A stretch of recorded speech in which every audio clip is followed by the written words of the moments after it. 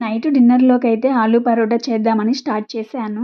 కానీ ఇక్కడ గోధుమ పిండి లూజ్‌గా కలపడం వల్లో ఏమో ఆలు పరోటా అయితే కుదరలేదు. వేరేలా చేశాను. టేస్ట్ అయితే చాలా బావుంది. ఇక్కడైతే ఆలూని ఉడికించుకుని దానిపైన ఉన్న తొక్కంతా తీసేసి ఇలా మెత్తగా చేసుకున్నాను. ఈ ఆలు స్టఫింగ్‌లోకి కొంచెం వామ్ అయితే నలుపుకొని యాడ్ చేశాను. టేస్ట్ చాలా బావుంటుంది వామ్ యాడ్ చేస్తే. టేస్ట్‌కి తగ్గట్టు సాల్ట్, కారం యాడ్ చేసుకున్నాను. ధనియాల పౌడర్, జీరా పౌడర్ కూడా యాడ్ చేసుకున్నాను. సన్నగా కట్ చేసుకున్న ఆనియన్, పచ్చిమిర్చి, కరివేపాకు అయితే పీల్ ఔట్ చేసేసి తురుముకున్నాను. కసూరి మేతి కొంచెం యాడ్ చేసుకున్నాను. కసూరి మేతి వల్ల టేస్ట్ చాలా బావుంటుంది. ఇలా ఆలు స్టఫింగ్ అంతా రెడీ చేసుకున్నాను. ఆలు పరోటాలోకి పెరుగుతో సలాడ్ చాలా బావుంటుంది. ఇక్కడ ఒక బౌల్‌లో 3 స్పూన్స్ పెరుగైతే యాడ్ చేసుకుని వాటర్ ఏమీ యాడ్ చేయలేదు. ఇలా చిక్కగా ఉంటేనే బావుంటుంది. ఆనియన్స్ అయితే ఇలా పొడవుగా కట్ చేసుకోవాలి. పచ్చిమిర్చి, కరివేపాకు, తురిమిన క్యారెట్, టేస్ట్‌కి తగ్గట్టు సాల్ట్ యాడ్ చేసుకుని మొత్తం అంతా కలిసేలా తిప్పుకుని పక్కన పెట్టేసుకున్నాను. ఇలా చేయడం నేనైతే ఫస్ట్ టైం అయితే కాదు.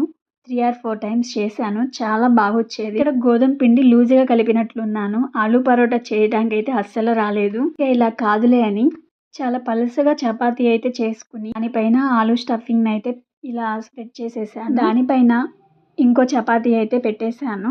ఇలా ప్రెస్ చేసుకుని ఆలు పరోటా అయితే ఇలా రెడీ చేసుకున్నాను.